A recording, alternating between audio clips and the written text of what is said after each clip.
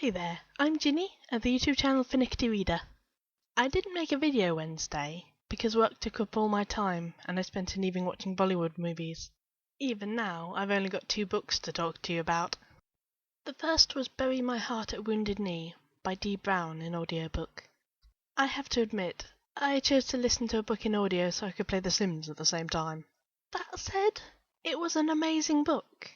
It's a generally comprehensive history of Native American and White American interactions. It's not own voices. Dee is a white man. But for many of the tribes talked about, there are no own voices left.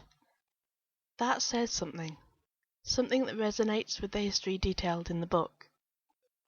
I really got the impression that Dee did his research and felt for the people he was writing about, though he did use some of the language that you would expect for a book from the 70s. I cringed every time the reader said half-caste. I am excited to track down more books about First Nations people, hopefully written by themselves, but I do think this book told me a lot of things I didn't already know. Maybe some of that's because I'm English, but whatever. The second book was 12 Years a Slave by Solomon Northup. I meant to read this during the Diversathon, but there just wasn't enough time. This was a really interesting book, and you can't help but feel terrible for Solomon. But what felt to me like the real tragedy, one he talks about to a lesser extent, is the story of the other slaves. Solomon escaped.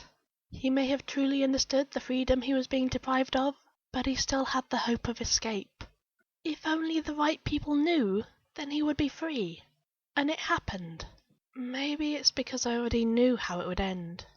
But the lack of an exit route for the rest of the slaves was what really pulled at my heartstrings. It is a very interesting and moving book, though, and I'd give it to anyone who I thought might read it. I hope you've enjoyed this video, and you're having fun reading. Talk to you later.